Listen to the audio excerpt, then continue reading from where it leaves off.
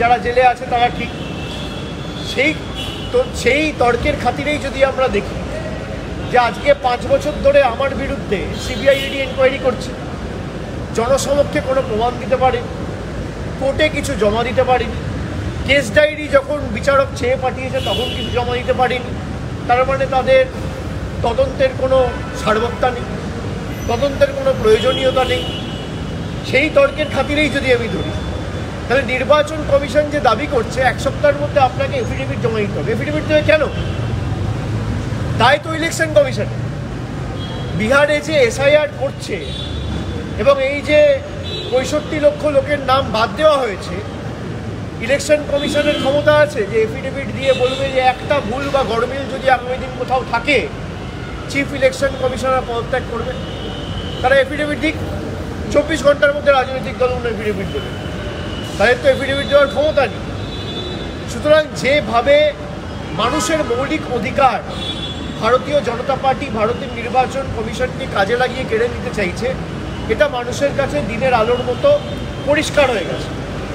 এবং আমরা যেটা আগেও বলেছি, আবারও বলছি যে বাংলা থেকে যদি এরা একটা মানুষের মৌলিক অধিকারও কাটতে চায় বা জোর জবরদস্তি গাজোয়ারি করে একটা মানুষের নামও এরা বাদ দেয়, তাহলে 1 লক্ষ বঙ্গবাসীকে নিয়ে দিল্লিতে বৃহত্তর আন্দোলন করে আমরা বাংলার ক্ষমতা কী, যাতে এই আন্দোলন সর্বাত্মক হয়, আমরা তার প্রমাণ এবং তার বাংলার ক্ষমতা তাদেরকে বুঝিয়ে দেব।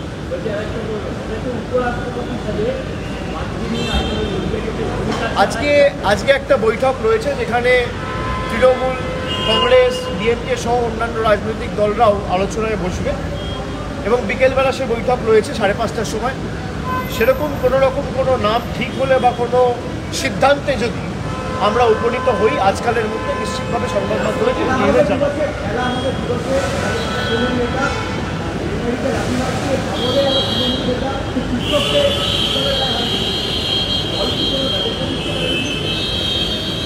দলও ব্যবস্থা নেবে এবং রাজনৈতিকভাবেও ব্যবস্থা নেওয়া হচ্ছে। কিন্তু আপনারা যে প্রশ্ন করছেন, আপনি কোন চ্যানেল? TV9। কৈলাস বিজয়বর্গীয়র ছেলে যে ব্যাট দিয়ে মেরেছিল সরকারি আধিকারিককে, কৈলাস বিজয়বর্গীয় যতদিন ছিল প্রশ্ন করেছিলেন তো? একই যাত্রায় তো পৃথক ফল হতে পারে না। আমরা তো এর কন্ডেম করি, যদি কেউ করে থাকে দলগতভাবেও আমরা ব্যবস্থা নেবো, প্রশাসনিকভাবেও ব্যবস্থা নেবো। ইতিমধ্যে অ্যারেস্ট হয়েছে। আর দলগতভাবেও তৃণমূল কংগ্রেসের পক্ষ থেকে আমরা এই ঘটনার ধিক্কার জানাই, আমরা এটাকে সমর্থন করি না। কিন্তু অন্যান্য রাজনৈতিক দলের নেতারা যারা এই দাদাগিরি করে বিভিন্ন রাজ্যে মানুষকে ভয় ভীতির একটা পরিবেশ তৈরি করে রাজ্যটাকে রসাতলে পাঠাচ্ছে, তাদেরকে এই প্রশ্নগুলো করার দায়িত্ব আপনাদের। না, দলের তরফ থেকে কে যাবে সেটা দলগত সিদ্ধান্ত হবে, যখন সিদ্ধান্ত হবে আপনারা জানতে পারবেন। আমি যাবো কি অন্য কেউ যাবে সেটা দলের সিদ্ধান্ত, সেটা 10 দিন আগে আমরা প্রকাশ্যে বলতে পারবো।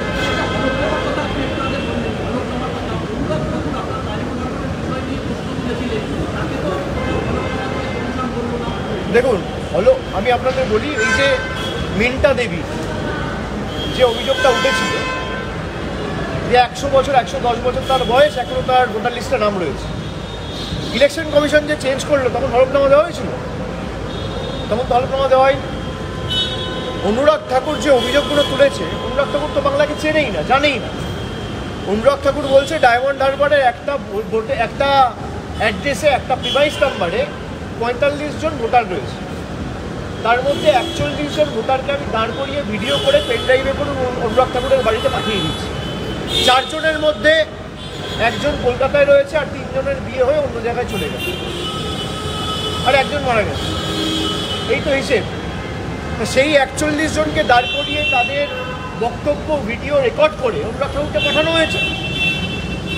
আমরা যে দাবিটা তুলেছি বা আমরা যে অভিযোগগুলো তুলেছি যে একটা ব্রুয়ারিতে 100 জন ভোটার, কর্ণাটকায় কংগ্রেস যে অভিযোগটা তুলেছে যে মহাদেবপুরে একটা ছোট্ট বাড়ি বা ঘর 8x10 একটা রুমে, সেখানে 150 জন ভোটার, 150 জন ভোটারকে দাঁড় করাক না, ইলেকশন কমিশন দাঁড় করা।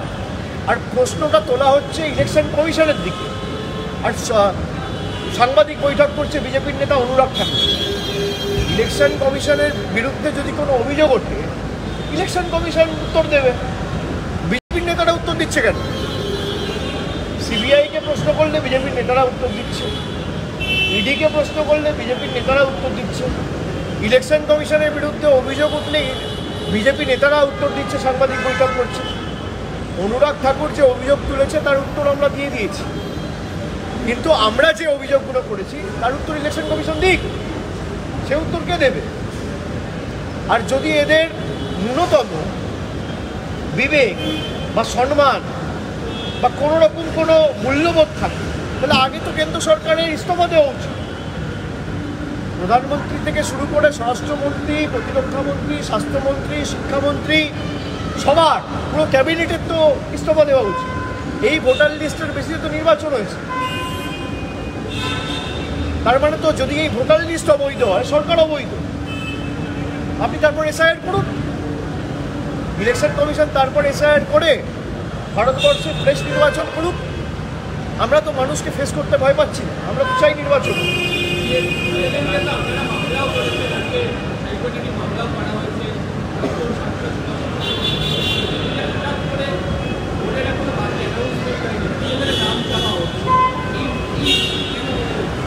এটা নিয়ে আমরা আগেই হাইকোর্টে মামলা করেছি এবং নতুন প্রথা হিসেবে এবার প্রথম আমি দেখছি যে বিএলএ টুদের নাম, ফোন নাম্বার, ছবি ইলেকশন কমিশন চেয়ে পাঠিয়েছে।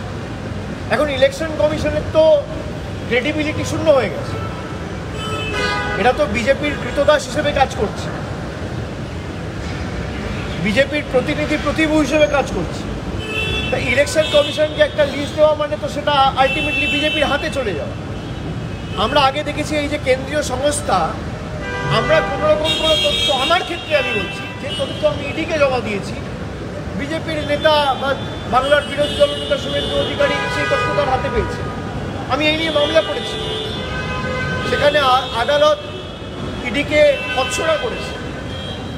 একের পর এক কেন্দ্রীয় তদন্তকারী সংস্থার হাতে যে মামলা, যে তথ্য আমরা তুলে দিয়েছি ভরসা করে বা তাদের উপর বা ভারতের বিচার ব্যবস্থার উপর সম্মান রেখে, সেই তথ্য বা পরিসংখ্যান আলটিমেটলি বিজেপির নেতাদের হাতে কোনো না কোনোভাবে পৌঁছে গেছে।